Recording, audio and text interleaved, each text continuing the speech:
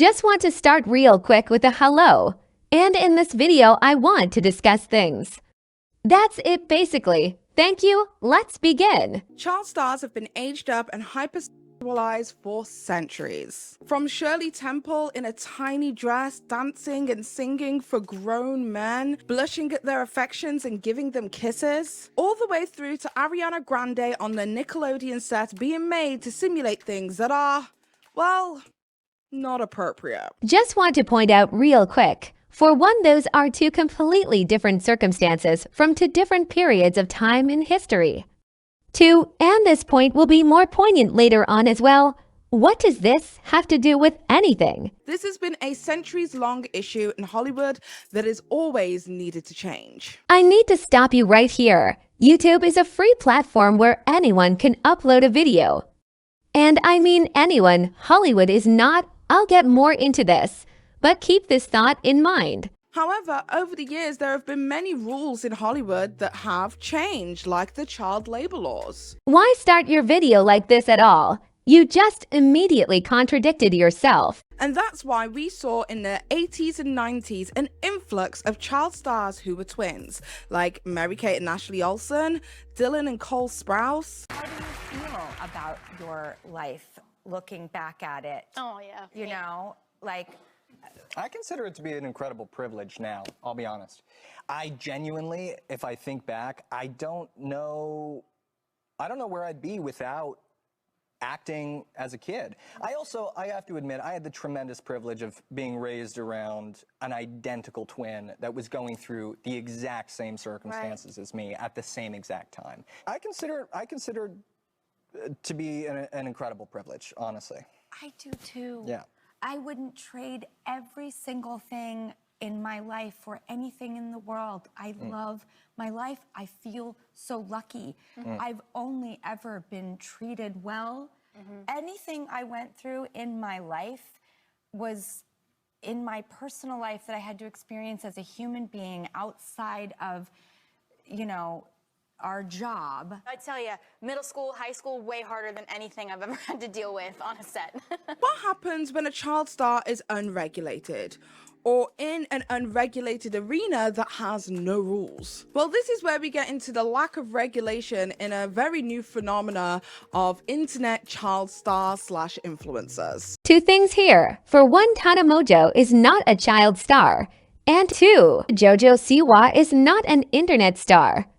This is the equivalent of throwing boiled pasta at a fridge and just hoping it sticks. None of these points go together. On YouTube, you have to be 13 years old in order to create a channel for yourself. So it's unsurprising that with 30% of children aged 8 to 12 listing as wanting to be YouTubers as their profession, that some people may want to get a head start early. I have a lot of problems with this video, and this is an absurd point to make.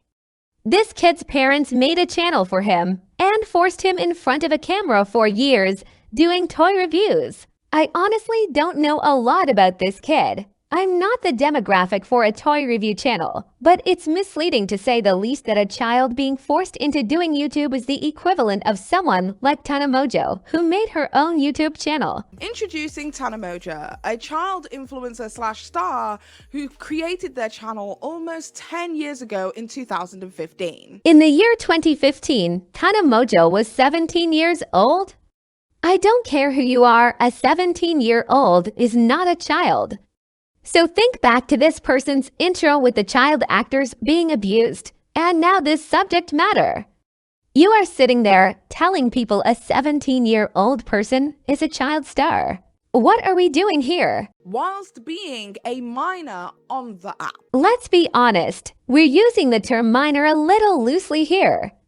Tana didn't really blow up until at least a year into her career when she was 18 years old with her I Had a Stalker Storytime videos, as well as her infamously being evicted, the VidCon stuff, and among other things.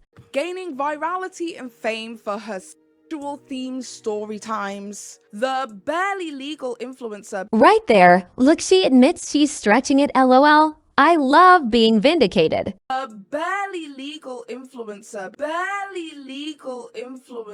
became extremely popular with young people and adults alike. I wouldn't say popular. I remember distinctly not liking her even back then. She's had a lot of detractors, honestly. Gaining 2 million subscribers on her main channel by her first year in 2016. Can I just say something? I'm still thinking about how this YouTuber, whose name I will learn as I edit this, started this video off with a sympathy plea that all child stars are abused, which they're not.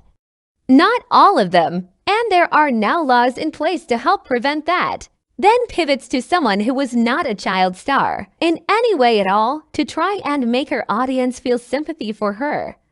Look, I'm not the moral police, but this doesn't feel right. My point here is that, yes, Tana is a victim.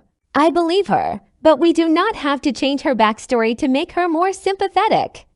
We don't need to pretend she was some abused child that didn't know any better. This is just gaslighting.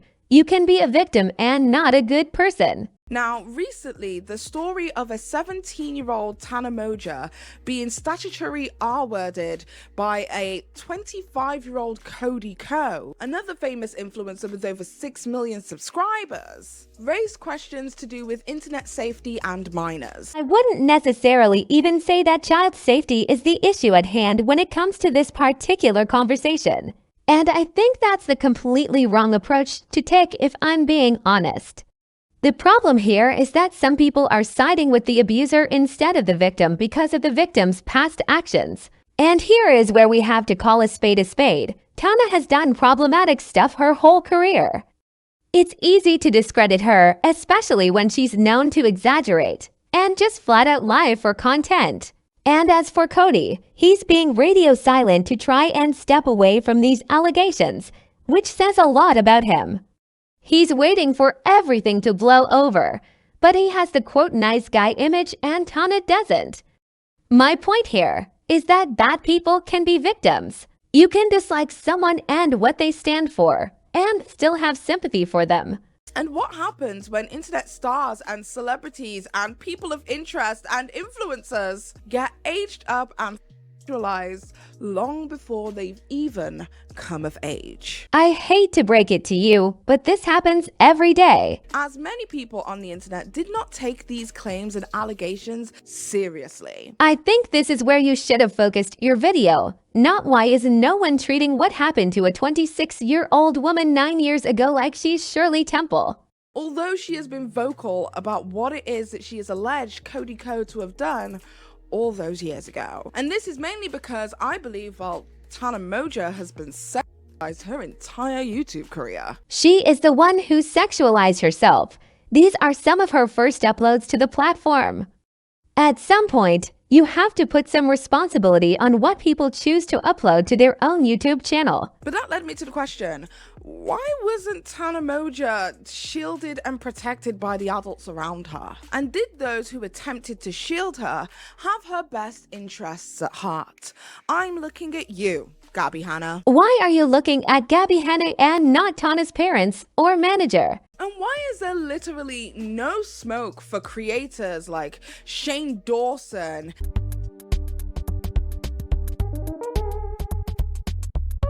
and Jason Nash? Are you joking? Every person on YouTube is calling Jason Nash a loser for being on TikTok and not getting a job. Like, and I know I'm a sellout, okay? I'm not against people doing things for money, but at this point it's like, I would rather see him behind a paywall cheeked up. Like, I just don't get, every single time I've opened my phone, Jason Nash is on live begging for money. And I want answers. Have you seen your kids this month? Even Freely the Banana Girl, Bitch, you better be joking. who I also believe have impacted and have been extremely inappropriate with Tana when she was a minor. I can't believe you're sitting there asking out loud why no one has ever called out Freely the fucking banana girl for running her mouth. They have faced little to no real repercussions. Bitch, you better be joking. Are you really saying Freely and Shane Dawson have faced no repercussions at all these past years for the damage they've caused? Absolutely insane. That's insane. That's absolutely insane. This story is a story with twists and turns and a tangly web of lies and deceit. Let's keep it a bean. The only person lying here is you. And speaking of twisted tangles, today's video is proudly sponsored by Twisted Tangle. You see what I did there? Fuck you. I'm 32 years old. I know I look young. Okay, you don't need to tell me in the comments. I know. You better talk to her before I do, because I'm hurt her feelings. However, one of the number one things that people say when things have taken place so many years ago was, it was a different time in YouTube. And I really struggle to understand that concept. That's easy to say now, 10 years later. Do you even remember some of the stuff we used to watch back then? I remember a video where a bunch of guys put vomit and pubic hair in a cake and then ate it.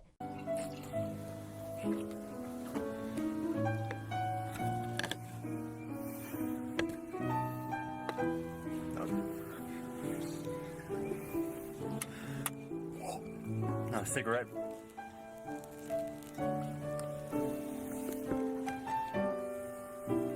Oh, pubes. Because as a 32-year-old woman at this present moment in time, I just really can't understand why any person my age would be going out of their way to drag a 17-year-old girl. You have before in the past talked about younger creators, but go on. Like, don't get me wrong, I love me some Adam McIntyre. I know he's recently turned 20 or 21, but girl, I'm not arguing with Adam McIntyre. For what? For what reason? He's a baby to me. That is a grown-ass adult. You gotta learn the difference between what a child, baby, and adult is. 75 years later. Tana, you were drug up, girl. You had a really hard time. This gives me at least a little bit more clarity into the person you are. How? You're ignoring all the things she's ever done in her career and pretending like she grew up like Michael Jackson. And understanding as to why you were cognitively just a little bit behind the rest of your friends because you didn't have the safe and secure upbringing it is that some of your friends had. I feel like that's a backhanded compliment. It is quite clear that you were aged up a long time before your time. Girl, she was 17 when she started her YouTube channel.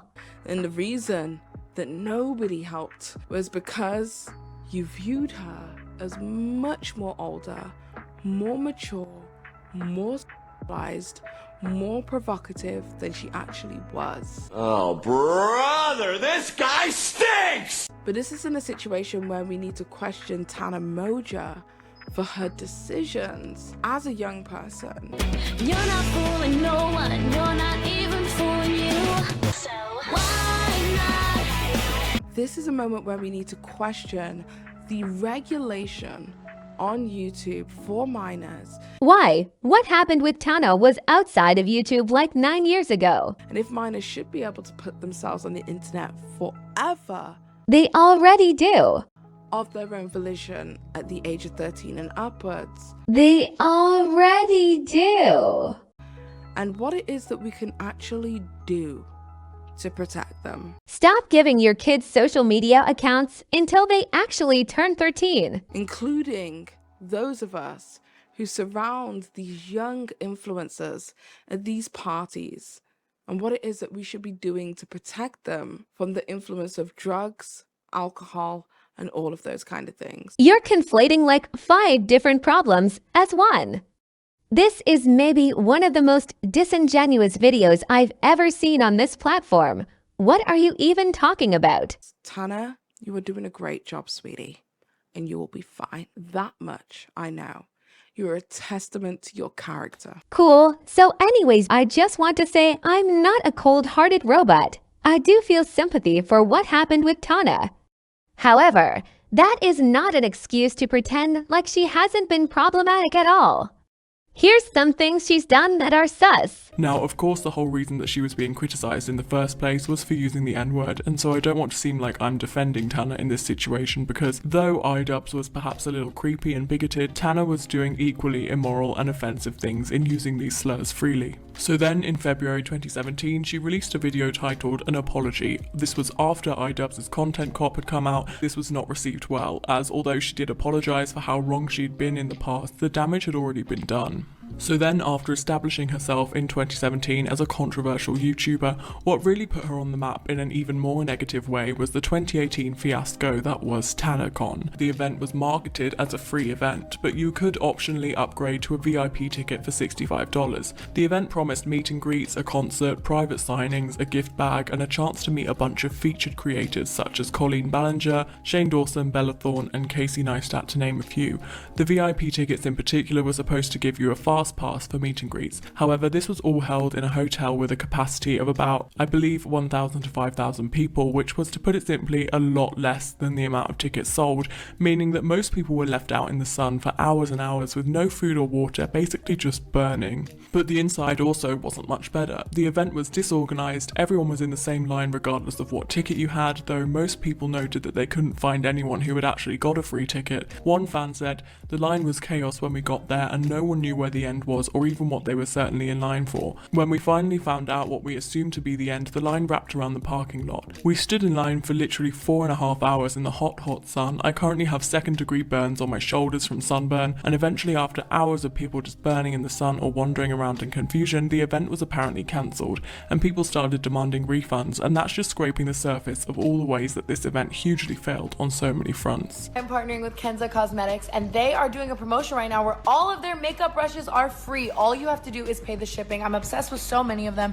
and they're really high quality brushes, and literally all you have to do is pay shipping. So swipe up to check them out. Shout out Kenza Cosmetics. And first off, let me just say, one of the most telltale signs that something is likely a scam is when they market it as free. A lot of people saw Tana's promotion of these makeup brushes and went to buy them thinking it's this amazing flash deal and they have to get in on it. Of course, the catch being, in order to receive these free makeup brushes, they had to pay a ton in shipping. They're really high quality brushes, and literally all you have to do is pay shipping. And either the makeup brushes never came or they arrived 2 to 3 months later, broken and damaged. So a lot of people were really upset about this whole experience and felt very scammed by this whole experience. What's interesting about the Kenza Cosmetics situation is Tana sort of laid low when controversy was coming out and people were mad. She just sort of stopped responding, didn't have much of a response, and just laid low. Tana was also allegedly reselling gifts her fans gave her, and she often promoted her Poshmark where she resold clothes, gifts. A small clothing company called Bleach Tie-Dye exposed her on TikTok for allegedly asking them for free clothes, never wearing them, and then selling them for an even higher price on Depop. Everybody could clearly tell that it was about Tana. And there ended up being a lot of complaints about the quality of the Poshmark clothes that Tana was selling, and people just receiving damaged items from her Poshmark. Get your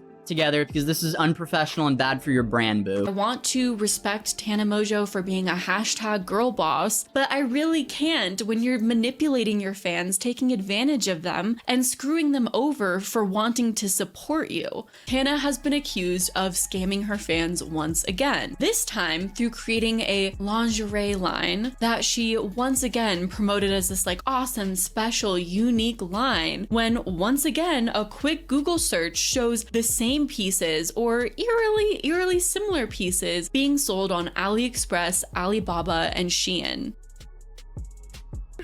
This is $12 on Shein. Go buy it there. Don't pay Tana $30 for her to resell it to you. Ugh. Tana also promoted a cryptocurrency recently called Titscoin, where she basically told the audience to buy this cryptocurrency or get in because it helped her buy a Rolls Royce. You believe my ownership in Titscoin just bought me this beautiful Rolls Royce? Get yours now. Tana promoted a platform called Edubirdy, however it's pronounced, which was a huge controversy for YouTubers, and Tana continued to promote it even after a bunch of YouTubers were criticized for promoting it. What's up, guys? You already know that I failed high school. And I loved writing though, but if you are having trouble with writing, swipe up and check out Edubirdy. You can choose from hundreds of professional skilled writers to work on an already existing paper or edit a new one. Swipe up! Edubirdy is basically a platform that's promoted to children that writes essays for them with a guaranteed A, which is plagiarism, and children can get in serious trouble for using this platform, and the platform overall has been exposed for being a complete scam. Tana also promoted Cloudy, a melatonin vape that also has essential oils in it. Inhaling essential oils, especially so directly, isn't known to be the greatest thing for you. She was basically promoting a vape-like item that's supposed to help you sleep to her young audience fan base. Just a lot of questionable actions there. 66,000 people paid $50 to $75 to watch these two very clearly put on a fake wedding. And the worst thing about it isn't just the fact that people paid $50 to $75 for this thing, especially because they broke up very shortly after this whole fake wedding, but also because the live stream literally did not work at all. And it kept glitching and freezing and was just like not working whatsoever, even though people paid serious money to watch this whole wedding thing happen. And no one was refunded, even though what they paid for literally wasn't working. Tana released a perfume called Tana by Tana. She released all of these promotions for the perfume, talking about how special, unique, and custom it is. Trying to anybody this Valentine's Day, girl. This is the potion, okay?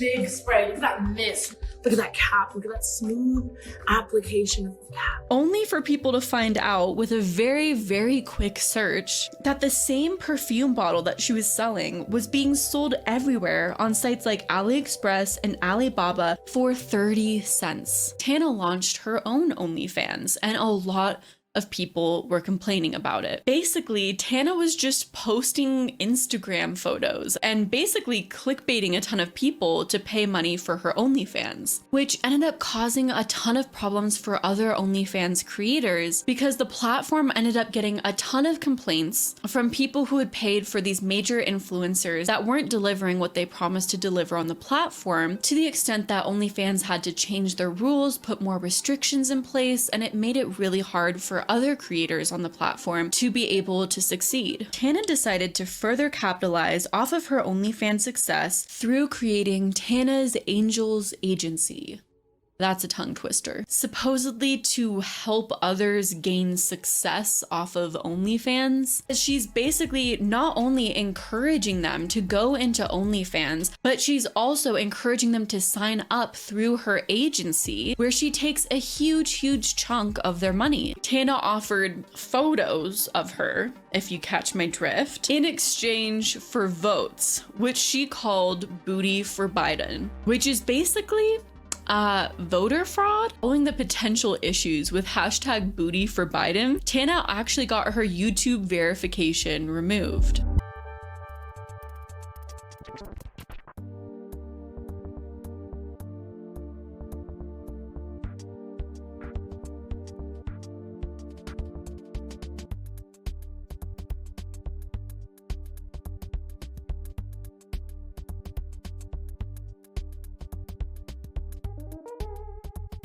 Like, we're in the same, we see each other, and you know? have a lot of the same friends. And James is like, has become in the past like 6 months to a year, like pretty close with like the people that I'm close with. Our shit just started like running very similarly to where I would see him all the time. Or like Paris Hilton, she loves me, she also loves James, so anything Paris does, like he's you know, it just like started kind of happening like that. So eventually we were at a Paris thing and he like pulled me aside and we had this whole convo. And like we're cool now, and I hate that people take that and like run with it so crazy. It's just like sometimes it's nice to be civil with someone that you once like harbored so much hatred for. All this to say, we don't have to rewrite history and pretend Tana was something that she was not. You can be problematic and still be a victim. That's it. That's the video.